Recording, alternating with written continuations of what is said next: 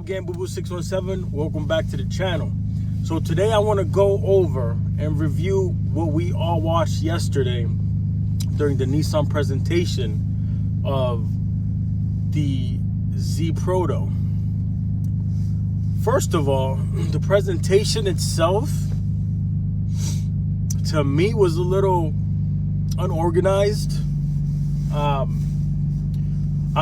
Maybe it's because I'm used to more like, you know, the Apple unveiling of the new iPhones or their new products, that they're so innovative, and there's music, there's lights, there's colors, there's a whole bunch of different things. Like the presentation yesterday seemed a little bit unscripted, and there was no music. There was a lot of pauses in between segments. The host, when he was talking to the developers and the engineers, just seemed like uninterested almost. That's just me. Anyways, we're here to really talk about the car itself. Let's talk about the outside. What do I think about the outside? So what they did, what I can see that they did, if you look at the side of it, if you look at the side of the car, the side of it looks like a 370Z. If you look at the profile, you see how the back swoops down and then comes slightly up towards the end. And then if you look at the windows, how is the same shape as the 370Z. And also, if you look at the side skirt, they took a little page of the new Nismos, of the V2 Nismos, that side skirt, how it lifts that way up. That's one thing I noticed. Now the front obviously is a 240Z headlights. And then the rear, the 300ZX taillights. Okay, perfect. So they just went all around with the Z's. What do I personally, I like? The headlights are beautiful. I love those two lights, the two day running lights that they have integrated inside the light. I think that's awesome. The front bumper kind of looks like an early model of the 350Z. I wasn't too impressed with it, with the shape of the grille itself. It's kind of, I like how it's large. That's fine. Being big is not the problem. It's more the shape. It's like real squared off. The whole car seems very smooth and like nice sharpness to the car. And then you got this block of a grille. Whatever, that's cool. The rear. I had a little issue with the lights itself, because I think the lights are beautiful, but then in the middle there's like a big black spot. Like there's nothing there, just the logo. Now if you're the type of person that likes to take the logos off, it's just gonna be a black stripe. To each his own. For me, they could do better with that. And again, this is a prototype. Supposedly, I mean, during the reveal, they were saying that this is pretty near done. So hopefully they're doing tweaks here and there. The wheels, if those wheels come with the base model Z, which I don't think that's the case. I think that might be a Nismo. They look like Nismo wheels, but regardless, those wheels are really nice. Like they did a good job with those. They took a page from the V1 Nismo and they knocked it out the park with the rims, because I love the rims on my car. I think they're the best looking rims. So they did a really good job. I noticed the the brake system as well. They have the GTR brake calipers, which are, if that comes on the Z, that's gonna be crazy. I'm looking forward for that. That brake system is ridiculous. I mean, I know it's expensive for maintenance and all that, but it's definitely worth it. The look of it, and I'm pretty sure they stop on a dime, especially on a smaller, lighter car like the Z's. Good job, Nissan, on that, if you roll that out. All right, so if we move on to the interior, which is, so I have two things that I completely fell in love with. Two things. One is that interior.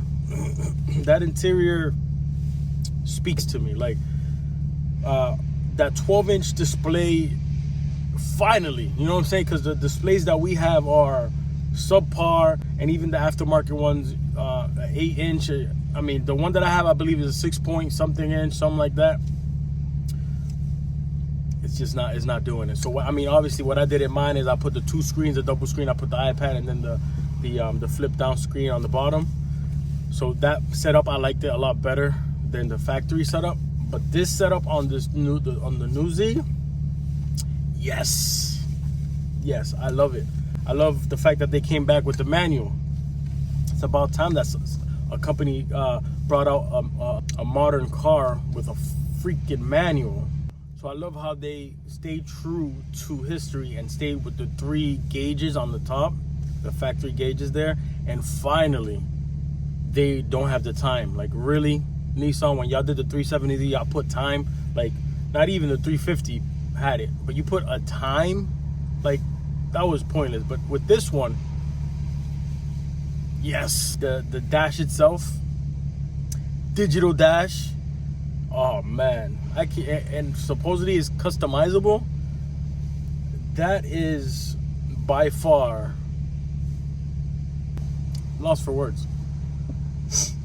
The fact that there's a digital dash, I love that. Like, in a sports car, you usually get things like that in high-end Mercedes luxury cars, but in a sports car, a Nissan sports car with that type of technology, yes, that's all I can say is yes. And overall, that interior is sexy. That interior is definitely sexy. They definitely said, you know what, Supra, I see what y'all did with BMW, but you know what, this is JDM, baby.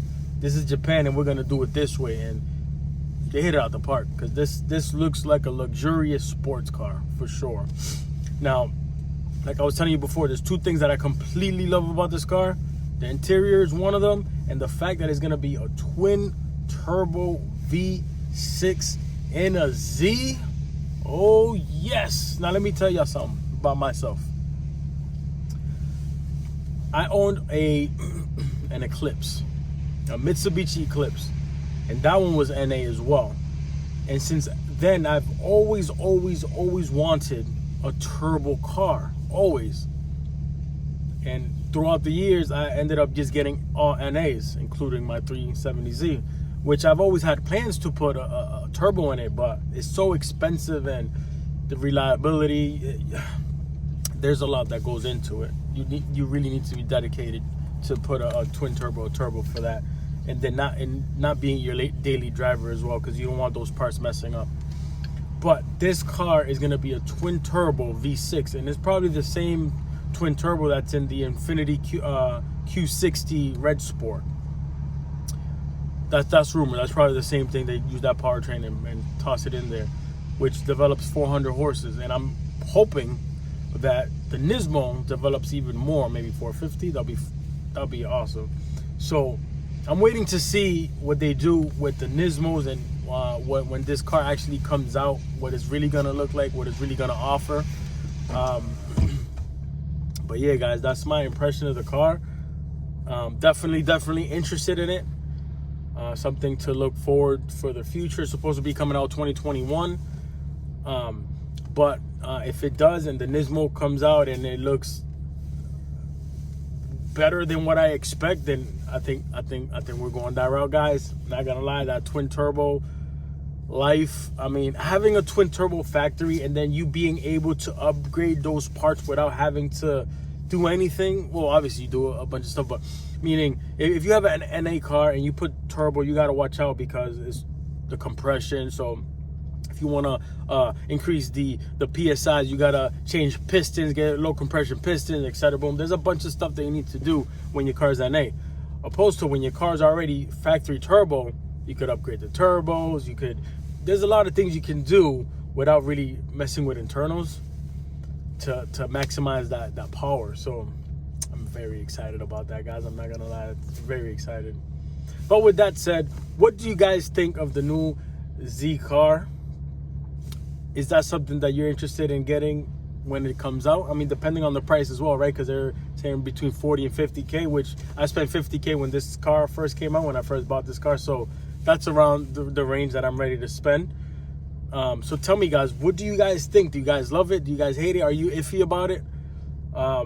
Let me know. What do you think? I'll let you know what I think. Let me know what you think. Boo 617.